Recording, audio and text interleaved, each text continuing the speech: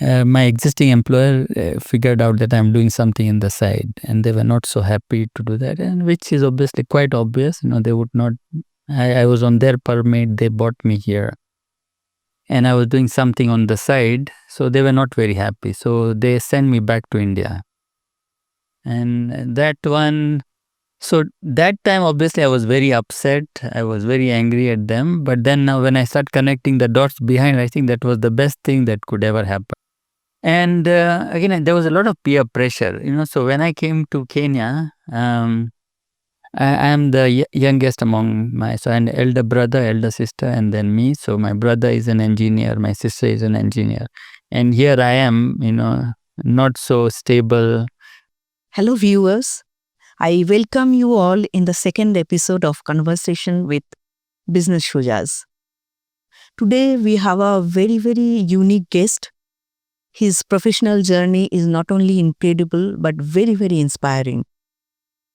He is the founder and group CEO of Craft Silicon and also the founder of Little App and Blue Beetle. Our today's guest is Mr. Kamal Budhabhatti. Mr. Budhabhatti, I welcome you in our podcast. Thank you, ma'am. Thank you very much. So we would start from the very beginning of your professional journey. As I know, and now our viewers will know that the beginning was also as dynamic and dramatic as it is still now.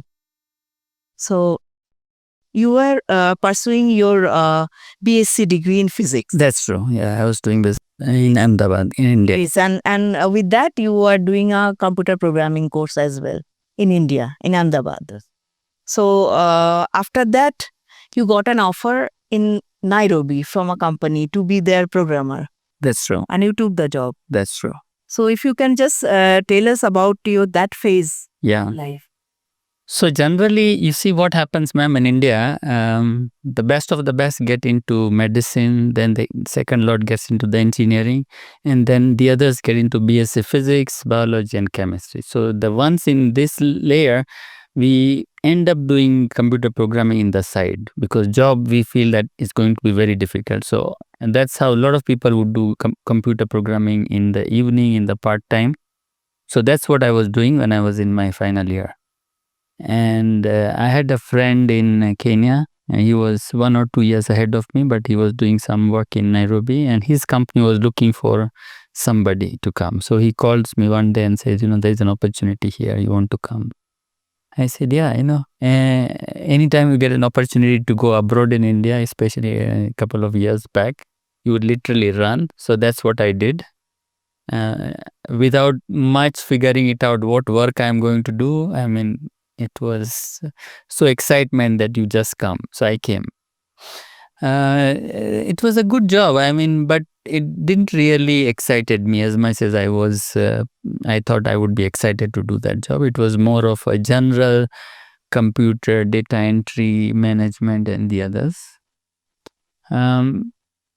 And I think, so during that time where I used to stay, I was staying as a paying guest in Westland somewhere around, and next to my house was an IT manager for a bank. His bank was looking for a banking system. And one evening when we were just standing and he was saying he's looking for an IT system. It was a small bank, didn't have a lot of budget to do it. I said, yeah, let's give it a try. I can do it. And that's how the journey started. So as I was working in doing some programming for this bank to develop the system that they wanted, my existing employer figured out that I'm doing something in the side, and they were not so happy to do that, and which is obviously quite obvious. They would not. I was on their permit. They brought me here, and I was doing something on the side, so they were not very happy. So they sent me back to India, and that one. So that time, obviously, I was very upset. I was very angry at them. But then now when I start connecting the dots behind, I think that was the best thing that could ever happen. If they would have not sent me back, then possibly Craft would have never been born. I would have just done some small work here and there for them, and then life would have continued. Wow, that's really an amazing interpretation from your side. In a way, they set you free. Yeah, they set me free, and And I think you can always connect the dots when you are ahead, but at that time, obviously, I was literally saying, why did they do that? I mean, I was doing their job, but yeah, so it was very interesting. So they sent me back to India. And again, there was a lot of peer pressure, So when I came to Kenya, I am the youngest among so an elder brother, elder sister, and then me. So my brother is an engineer, my sister is an engineer, and here I am, not so stable. Uh, and when I got an opportunity in Kenya, my mom was very happy. She felt relaxed that finally I'm somewhere on my track. Now, if I go back to India, obviously there could be so much fiasco. Yeah, there is a lot of expectation from the family and family friends as well. Yeah, so I'm close to my sister, so they literally send me back immediately. So one morning they called me and says, sit here. They kept me sitting in next to their office the whole day. Then evening, the KQ flight flies in the evening. So evening they say, you did this, and we are not happy, so we are sending you back to India. So, and I didn't even get an opportunity to call anyone in India. So when I landed in Mumbai, It was that sudden. Yeah, it was that sudden immediately, because I think they felt that if they would talk to me, I might just, disappear. So when I landed in Mumbai, I called my sister. I explained it to her. I'm close to her and said, look, I see there's an opportunity and I don't want to be here. So can you help me to send me back? So then she got me another ticket. I was in Mumbai for about 2-3 days. She got me another ticket. Then I came back. So yeah, and then the journey starts.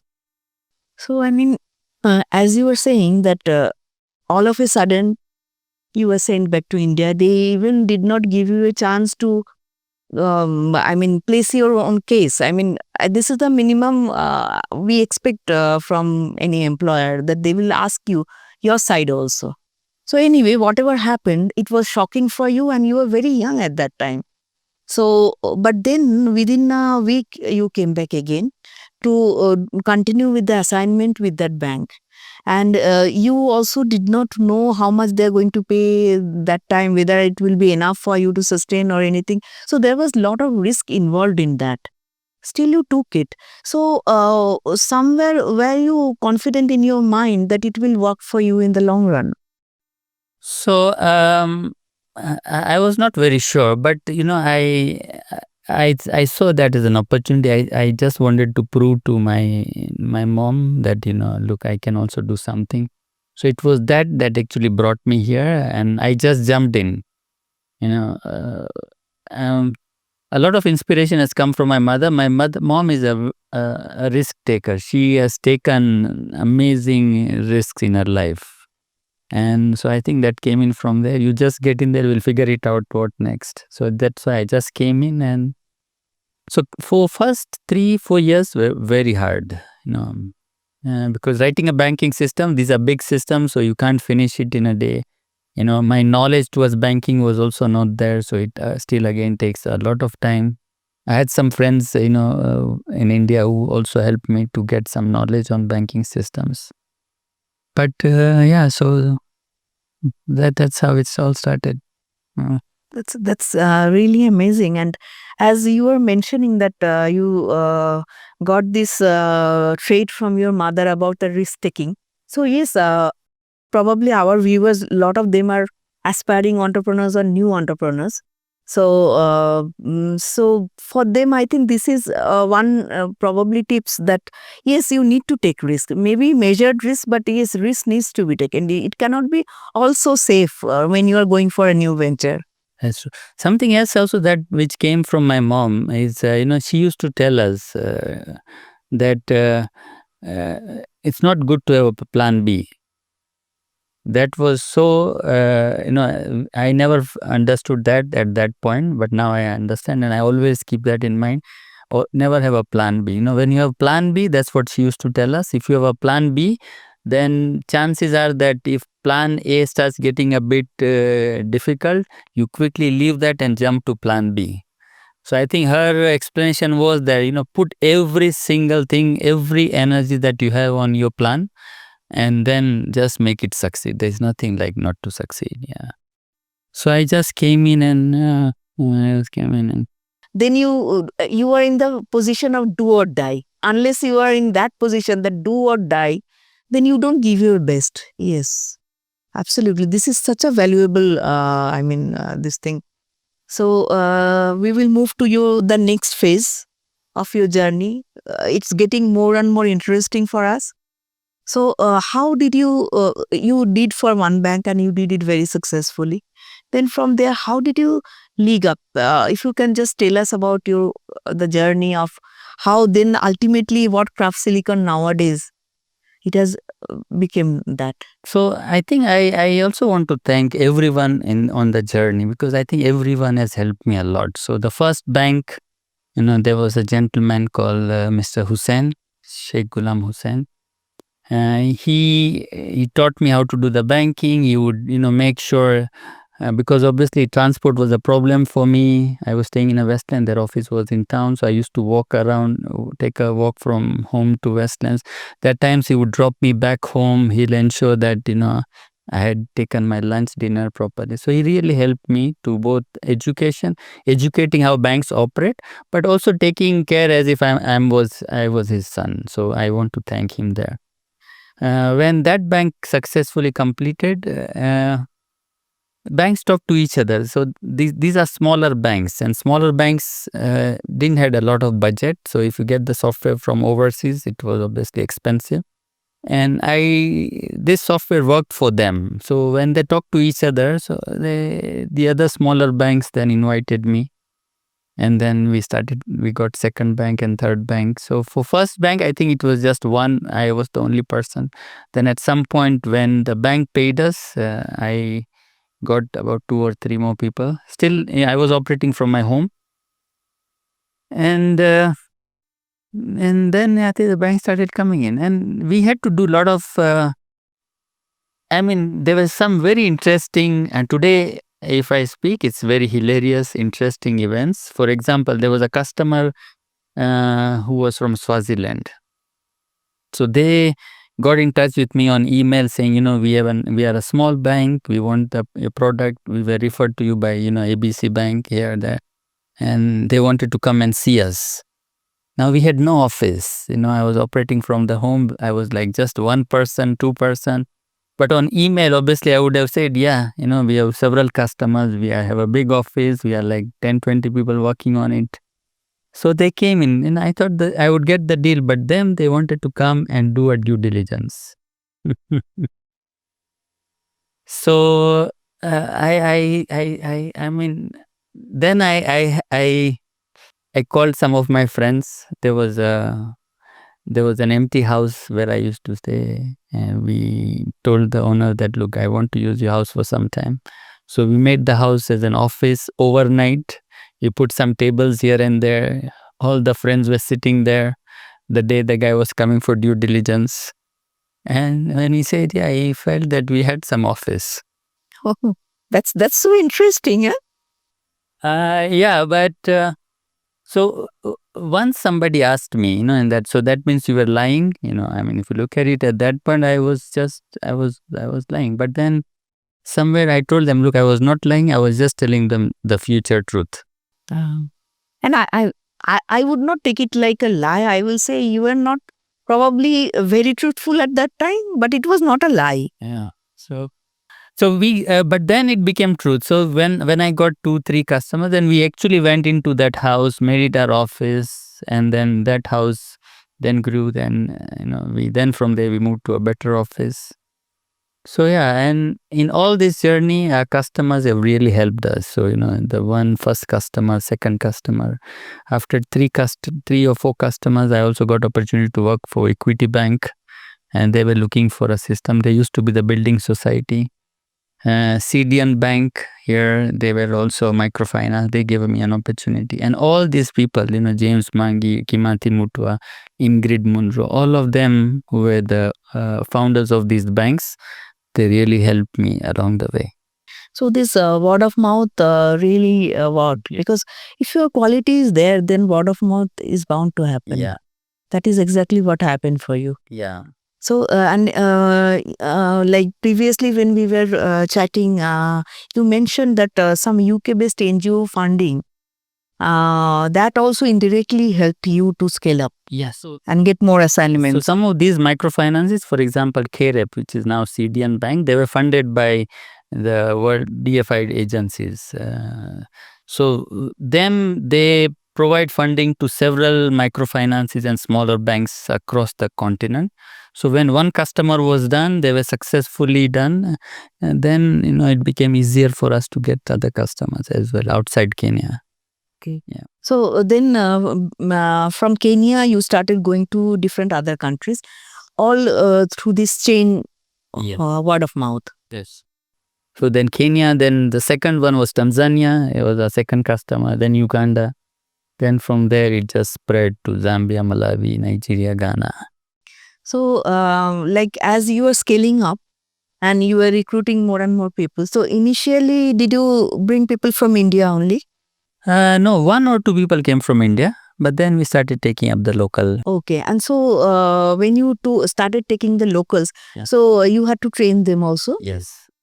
Okay, so this was, I mean, you were not only doing a great job in developing systems for the banks, but you were also developing some people. Yes. Yes. And today, if you look at, I think 95 to 97% of our team is local.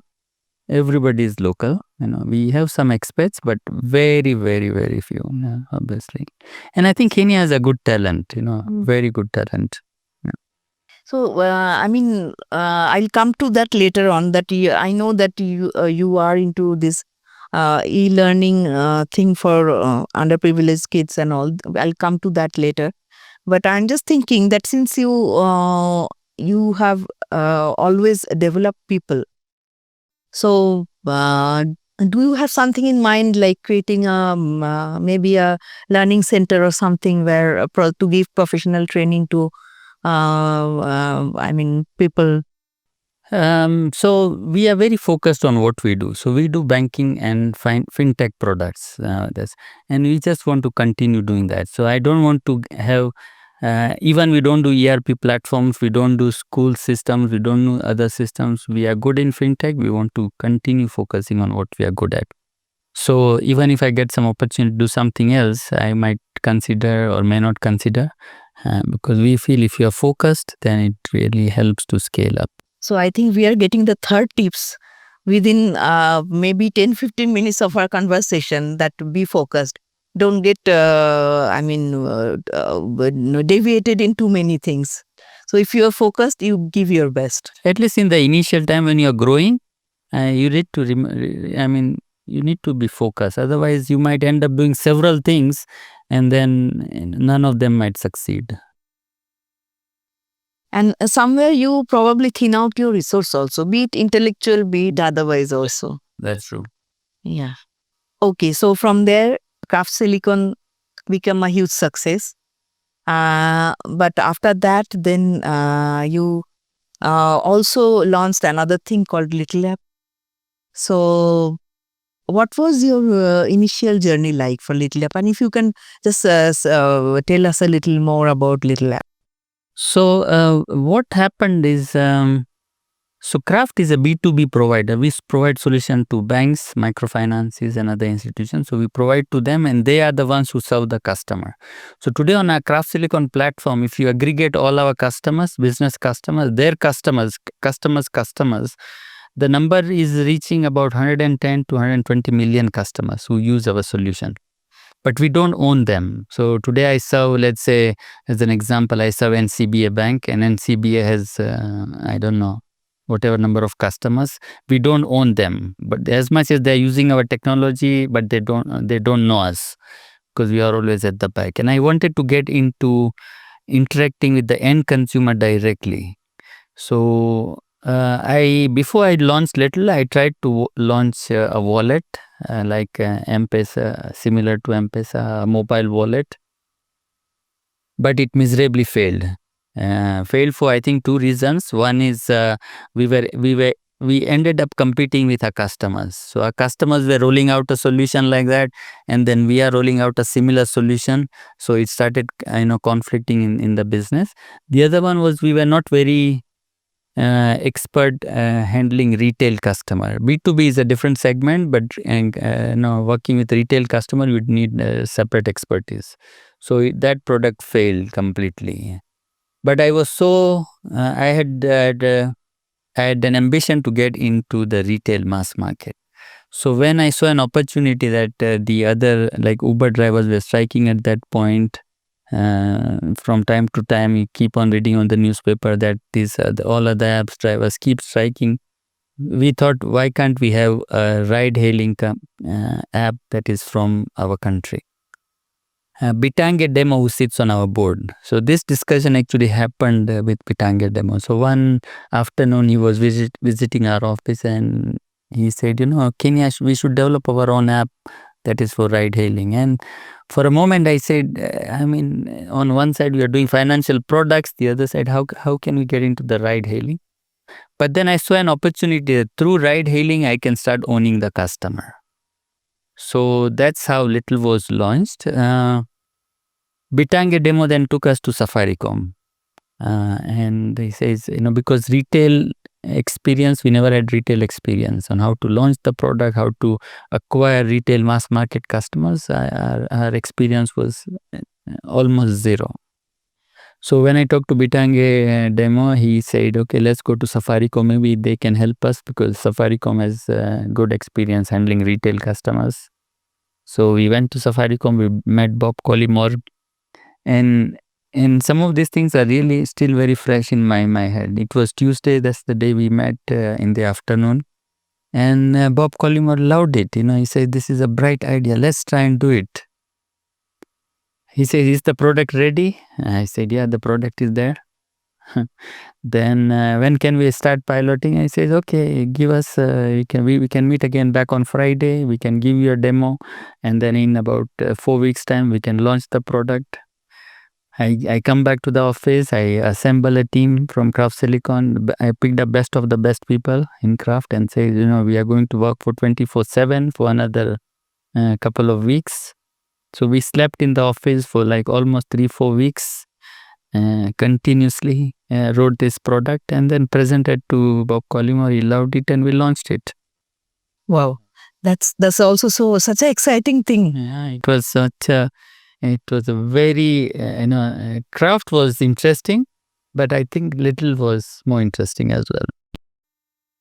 Okay, so it's the way you are saying it is sounding probably easy, but I can sense how difficult it was. And I must say you are not only a good visionary, but you must be a very incredible and energetic leader who can really streamline your team and energize, motivate them to work so hard. Otherwise it's not possible. The way you were saying that we were sleeping on the table in the office only for a couple of weeks, we worked like that. So your team also believed in this thing. That shows what a great leader you are. Yeah, the team, I think I always had a good team. And even as we speak, we have an amazing team. I think when you show people a vision and you make them part of your vision, then it's become so easy for you to all work together. And yeah, it has worked for me. Yeah. Okay, so the next one, I will come to a different side of you. So you have Craft Silicon Foundation. Yes. So if you can please tell us about Craft Silicon Foundation. And I know that it is working in more than Kenya, in several countries. So if you can just tell us about it. So when Craft Silicon started making some money, we felt that we should also give back to the society. We also wanted to be innovative when we roll out the foundation. So what we did is we took a bus, we removed the seats inside and put tables inside and fitted computers. Put solar panels on the top. It was a fully internet enabled bus. It goes and parks into slum areas, and students walk inside, and we give them free computer education. So that's what we do. And it's a 2-month course. So the way it works is, for example, in Nairobi, it covers 4 slum areas. In the morning, it could be in Kibera, then afternoon, it could go to Huruma, then Kangemi. So it moves around where the students are, and gives and it parks next to the DO's office. Students walk inside, and we give them free computer education. So foundation is run by my wife, and she's doing an amazing job. She has helped me a lot also through the journey of Craft Silicon, the journey for Little, and then foundation, she's driving it. So as I said, I've been very lucky, I think, all along. My customers were amazing. My family was amazing. My friends were amazing. And I will give you a little feedback that you are also an amazing professional, an amazing person, because the kind of sense of gratitude you have, I personally feel that those people who have the sense of gratitude, they go a long way. And it comes across from you that in every step, whatever you are discussing, narrating your story, you are showing your gratitude to acknowledging someone or the other.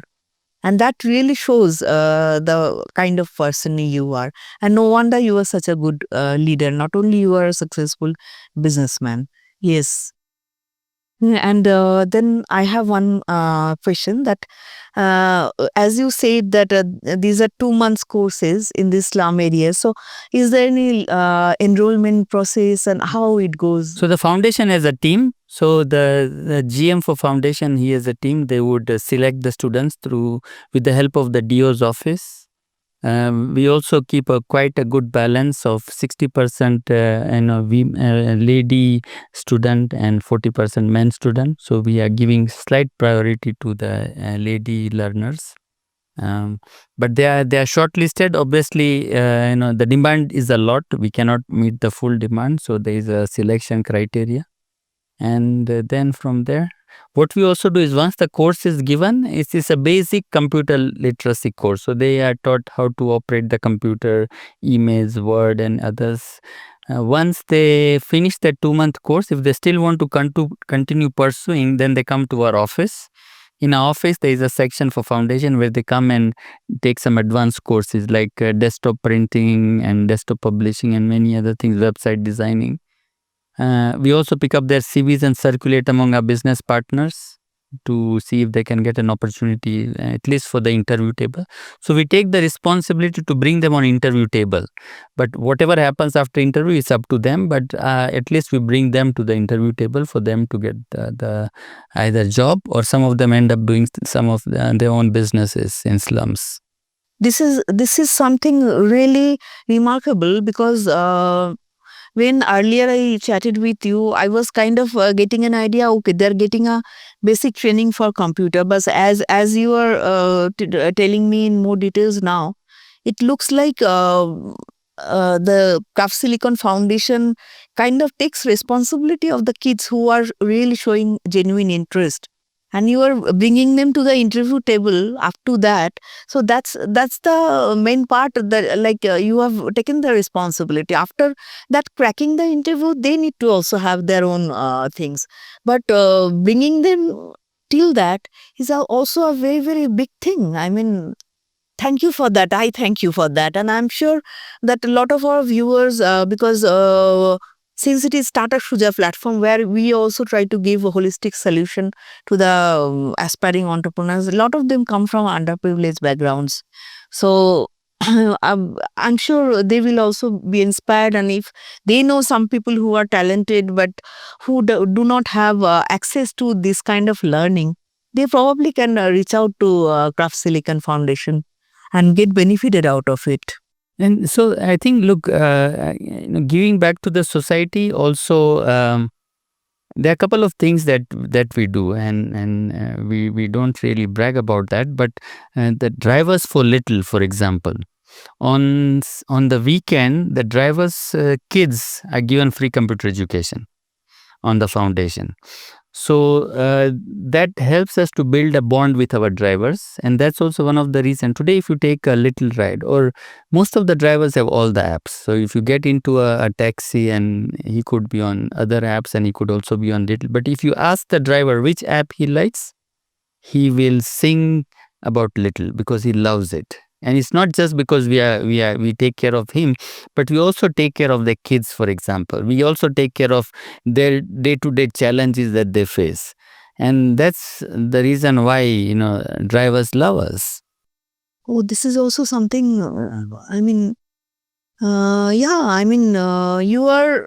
this really shows the human side of you, because yes, we are, and it's in a way, on a lighter note, you are in the tech side, but still you are not robotic. You are very, very human. I can see that. And you are very nurturing leader, as I could figure out earlier. And the thing right now you said validates that. You are such a nurturing leader and such a human person. You are very human. So, and thank you for being like that. Yeah, I mean, that's just how maybe we are. And that is why probably whatever you are doing is working so well. So, and now I would like to come to your latest venture, which is very, very interesting for everyone because it is something related to AI. So, Blue Beetle, if you can tell us about Blue Beetle. So what? The way I have always run the business is, once the business becomes, I'm a tech person, so I still keep coding. I think I'm the CEO for the group because I think I founded the company, but otherwise I'm not a CEO material. I'm a tech guy, so I keep programming. And so when Craft Silicon was pretty stable, mature company, somebody else is now running it. Somebody else is the CEO. They keep running the company. I moved to Little. Now Little is big enough; it can run by itself. So now I want to move to the third venture, which we just started about 6-7 months back. It's called Blue Beetle. Blue Beetle is an a generative AI product. So you have ChatGPT, for example, which is quite broad. So you ask ChatGPT anything, but organizations, companies have so much skills sitting inside the company, so much knowledge base inside the company.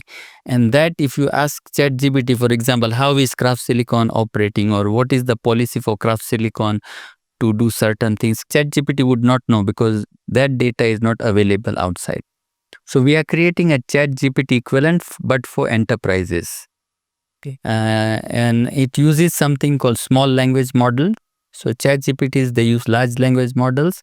This one uses small language model. The other difference is ChatGPT is on the cloud, while our model sits inside the premise. So maybe sometimes, let's say, Safaricom has so much data inside, but they might not want to give it outside.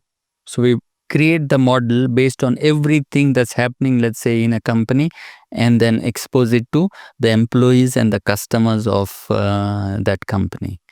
And the product that we are launching under Blue Beetle is called Small Talk. Okay. And we are piloting with about 3 or 4 corporates as we speak, and we are learning on the way. And hopefully, I think it will also grow up as big as Craft and Little. I'm sure it will. And as you were saying that it will sit on the premises, that means the data privacy, data protection is taken care of. So because data protection is a big issue, because with AI, we all are kind of skeptical about the data protection. Yeah, so it's on-premise models. Yeah. So that's really wonderful, and we wish you all the success with your new venture as well, and it will become as big and even more than your the existing ventures. I'm sure about that. And before we close the session, I would request you to tell something to our viewers. A lot of them are aspiring entrepreneurs. So please tell them something. I think maybe what I can tell them is be patient. I think be patient is the name of the game. If you are in short, if you are an entrepreneur, and if you are in for a short haul, it is very difficult to succeed. You have to be very patient. You have to not give up quickly. Because what I also and I have learned of late is that a lot of entrepreneurs come into the business, they run it for 3, 4, 5 months, they see it's not working, they just leave that and go to something else.